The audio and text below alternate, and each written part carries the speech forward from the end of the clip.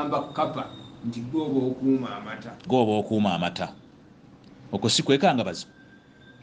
Neffe tubagamba nti sebakisa mulwadde nkoka ze zimwatula. Mugende mu maaso okurepeating ensobi ze zimu. Because mwalaze nti endagano mugizizaawo ekyo tetukikiriza. Okay, muzeewo endagano because tetwagala, we are anti-human trafficking. Tetwagalira ddala human trafficking. Naye ebigenda okukolebwa engeri gye mwagala obikolamu tugiwakanya. Kubanga ekimu ku byo kyekyo kyennyini ekyakufollowinga abaana n'okumonitoringa. Rolo ya monitoring ebeere buvunaanyizibwa bwa gavumenti. Mu bimbi bye batusuubiza mu meetings za ministry nti bagenda kulaba nti bateekawo abalondoola abaana bano ku ground naye nga bawalabu. Kati ne twewuunya omuwalabu omusuubira okukuuma atya interests z'omunnayuganda era agenda munyonyola ki? Yatulugunya. Omuwalabu oyo gwoyogerako olaba ne bebaleeta wano beejenti aba Egypt abakolanga beejenti baabali eri. They are free here. Naye baafuuka ekizibu eri amakampani. Kakati gwotume omuwalabu kwegamba abeere nga ye yeetaaya wano mu Uganda ne Saudi Arabia, ye munnayuganda yateesobola. Onfuna bulungi? Bo bannayuganda bemugezaako okugamba bano abasajja bagezaako okusupportinga ekikolwa kya Saudi Arabia oku-infringinga ku ddembe lya liberties of association or liberties of workers' freedoms to speech. But they don't want to speak out. That Saudi Arabia does not give these freedoms. You understand this? So they keep pretending, you know what Kayonde and the others are saying, you see, and now they let it be like that. Because they know they are accomplice to the Saudis who are not ready to address or to give migrant workers liberties to speech, freedoms to speech, freedom to free expression, freedoms of association. So when we talk about it, they pretend. You go before Minister Beta Among and ask her about this very issue. Do the Saudis have these freedoms? Then secondly, ask her, why would you want Ugandans to go in a country as such? She will give you other reasons, or she may pretend not to have an answer. We know. So each time we were to find it was squeezing at that area, they don't want to listen to us. We even said, okay, you don't want to listen to us when we talk about our freedoms, to express, to seek redress, to ask for fair hearing in Saudi Arabia. Why don't you let us be free? Kubanga Saudi Arabia olaba omwana afuna obuzibu niwesanga nga tasobola kugenda kuwaaba mu labor court freely. Ne bwagenda ku police atukana ne bamugamba leta mukamaawo byabajja akakase byowaabye. Can you imagine? Abadde akutulugunya ate yabajja akakase nti dabyeyogera bituufu kuba ye maharamu wo. That's the level we are. So buli wetuvayo ne twongera okucheckinga abaami bano baagala batubuzeebuze batujje ku kye twagala bateekewo arrangement yaabwe. Even when we say okay, it is a win-win, tukiriza twagala emirimu gino, can you please let us at least have, through these treaties or agreements zemusaininga, have an understanding that a team of Ugandan administration of workers shall be party into supporting these workers on ground. Why can that be brought in the agreement as it was brought for Philippines? For others, lwaki ensendala ziina abantu abo abavunaanyizibwa ku bannansi baabwe mu nsi ziri mu Uganda ne mugamba nti temukirina? Uganda bajja kwekwasa nti tewali ssente, ebintu byetaagamu ssente, twetaaga okuteekayo office nambe Saudi Arabia, ssente zo gifacilitating nga teziri. Olowooza kiki ekimukubizibwa? Good question. Is facilitating aba Philippine government ye Philippine yezisasula? You can do research. Aba Philippine basasula $25 nga buli mu Philippine agenda okukola yakola ki? Bajjawo element ya okuba nti tukutwala nga slave, because slave abatalina. Why do you, Fetwabagamba, we have our money. The way you exploit us, you extort us here. You look at the boys who are going for these formal jobs, how they exploit them. Company zibaba, company ya Mandela yo yajja jogera. Mandela ebya abaana eyita interview ne bajjako obutitimbe bwa ssente ne mane bagamba tujja batwala omwaka ogujja. Bode bagenda ne bazimba ebizimbe. Kati dabana abatwala bakadamba bana abawala. Buli company gyolaba wano esolooza abaana bano ssente. Ffe Bankuba kye twabagamba mufaaki n'ensi.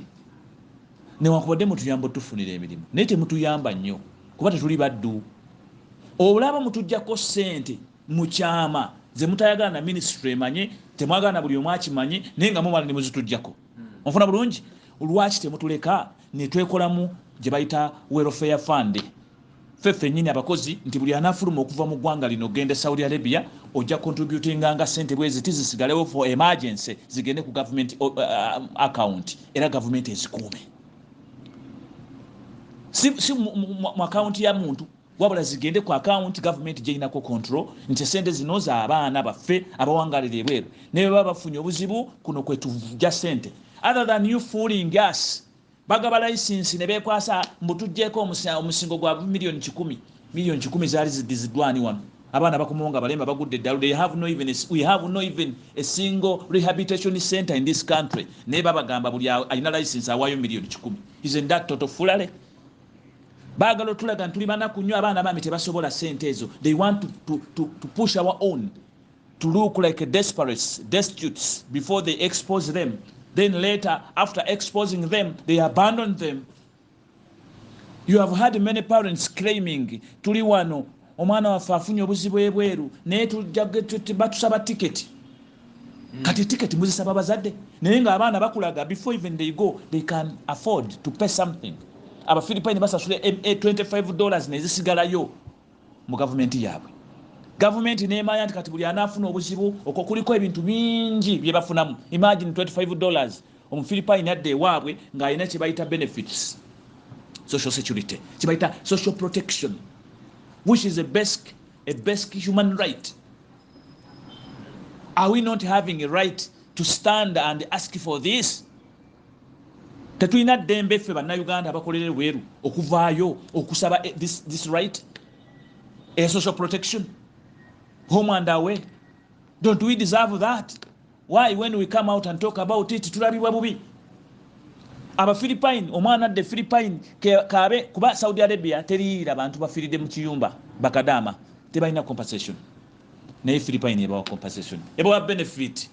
Ba Philippine bonna abafiire Saudi Arabia bamawanga agogowulira agaburabu n'amalala bebaddeeka, they are given a benefit. Such a responsible country, because bamanya ennaku yaabwe nti they cannot employ their own, therefore the only journey they are taking is labor export. But Uganda is in the mix, salt and sugar. Some accept, others they don't, so they keep fighting, and yet the fruit they earn enormously. They get a lot of remittances from these workers.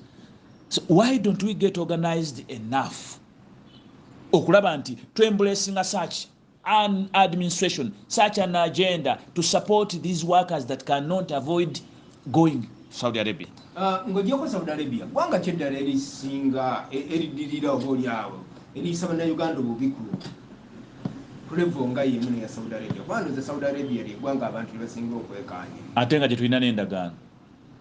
Kyovola nagamba nti Saudi Arabia ekiriyo bakiyita organized trafficking.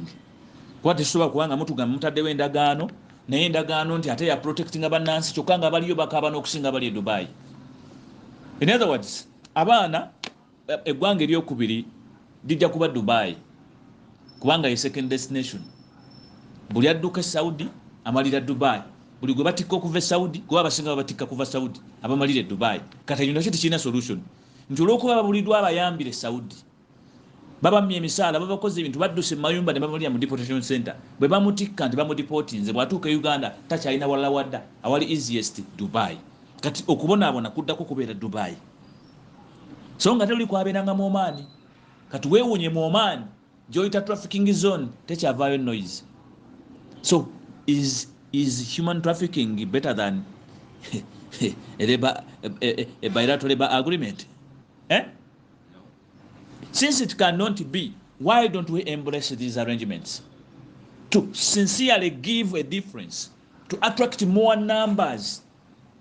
Kiki nnyo attracting omuntu okulekayo mukukusa kati? Kiki? Even when they have an address in Uganda and somebody dies or gets a challenge in Saudi Arabia, you will find she almost has no response, no answer. Ministry itself cannot account for the numbers they are clearing. They cannot account. Ojabala babulabi nga bo bakulaga nti twatutte twakiriyaninga bwe bati bwebabuuza bali luddawa, they cannot trace. Ajja kugamba nti mu ndagaano eno gye basayininze bakkiriza they are going to be tracing on musanedi to make sure nti buli akyusa endagaano abeera nga akyusiza ku system. Naye omanyi ani akozinga abakozi okubeera nga batandika okubonaabona? Ali wano Uganda.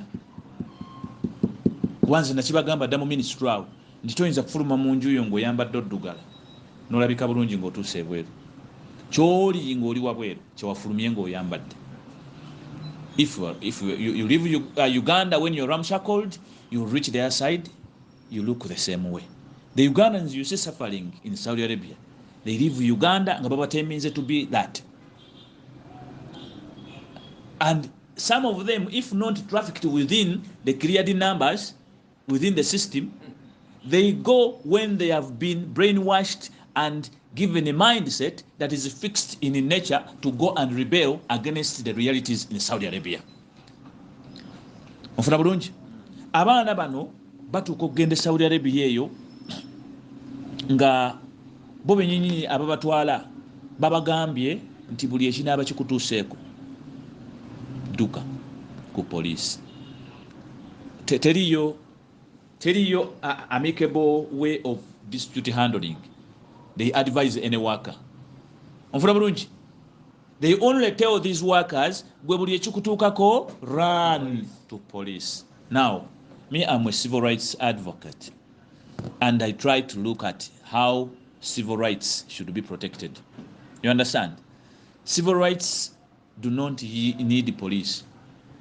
They don't need police. Civil rights can be regarded as compensations or issues that come with disputes, which can be ironed out if you given a platform. If you get a labor dispute center, mundagano ba contract, you can be questioned, okuliwa, oba okwestonda. It's about the disputes and compensations.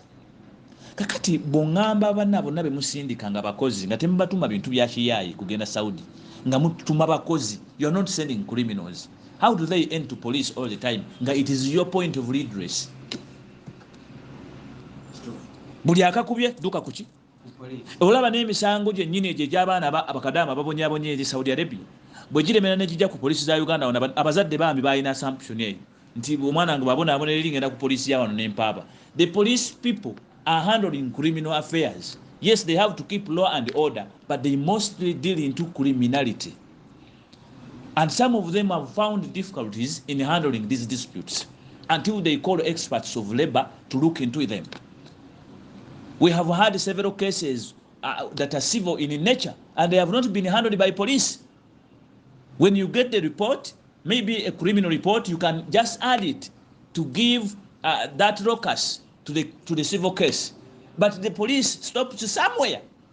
Therefore, for Uganda's case, for Uganda's Ministry of Gender and its labor companies to always tell Ugandans that wherever you get a problem, run to police, run to office, tell your boss who is raping you to take you to office. That is stupidity of the highest order. How do you tell someone, that you have tortured me, now take me to where I can get justice? The one who has raped you, how can he get that appetite? So this is the brainwash.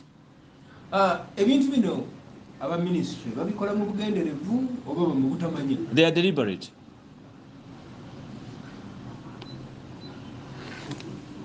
Babikola mu bugenderevu oba mu butamanyi? They are deliberate. How? You mean they don't know what I'm talking about? But because some of the ministry officials have interest in the business, they are compromised. And that's why we are yet to ask for an audit into their work to understand what is the purpose of their actions. I mean, how do they drive themselves to such decisions they are taking? You can imagine, we have this regulation here. This is a regulation that is so unpopular. And a regulation etwala ama company agatwala abantu ebweru, ye regulating labor migration, this labor export.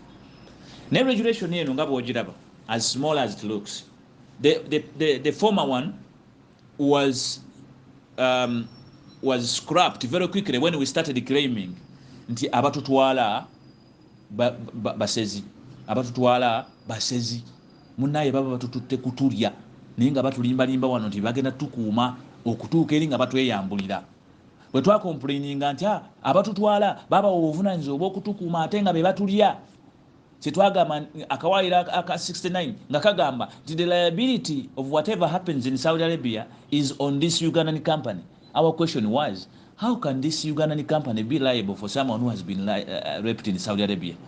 Then amaanyi ng'enojjayo mangi nnyo, ndowooza mujjukira ebiseera ebyo Madamu Nakalema n'abalala ne minisitule yaakwo, buli we twakomplaininga nti omwana abonyebonye bamenga n'abazadde ne bannamawulire bonna nga babakuduwinkiti nga bonna badduka ekampani gundi kampani license zaaluzingibwanga, ndowooza ojjukira bulungi, nga buli kampani kumpi eri ku 8 obuvunaanyizibwa nga bubali wano, until the last remark was when we had to catch one of them nga akutte ku nsigo ya Nakintu, where were the attorney in this case.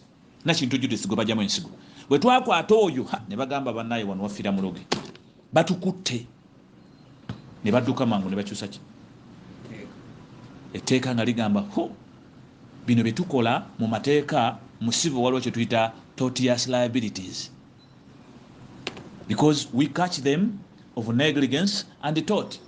They realized nti baali tebasobola protecting interests z'abaana bali Saudi Arabia, and yet they had given themselves ez'omumba. So we were to end all of them in jail for that. So they rushed ne bateekawo etteeka lino terina we lwogerera ku kye bayita welfare, nti akawaayiro nti ka welfare tekaliyo. Therefore the Ugandan workers are not cared for. That's why we are contesting part of this agreement, where they don't want to talk about the welfare. They want to just tell us that the welfare will be handled by Joint Technical Committee. Ejjasalawo tebaagala kireetera mu tteeka walijja bakwata. Nfuna bulungi. Ekyokubiri, abawalabu ne bana abali mu office mu ministry n'abali ku embassy ya Uganda Saudi Arabia bonna bali mu ddiiru y'emu. Bamanyi bulungi nnyo kye bakola nti ddala si kya bwenkanya. Kati baasalawo okuzibiikiriza abawalabu era be badifenda b'abawalabu namba emu. Omuwalabu asobola obutayogera naye n'owulira wa ministry nga akunnyonnyolera ebifo e Saudi Arabia. Kasembayo abazadde ne baganda baffe abagenda e Saudi Arabia bino babiwulira babimanyi oba baakoowa obulamu lyagamba wakufa kanfe. Okusinziira ku status quo, bannayuganda ebintu ebyo babiraba era babimanyi, but status tebakkirizisa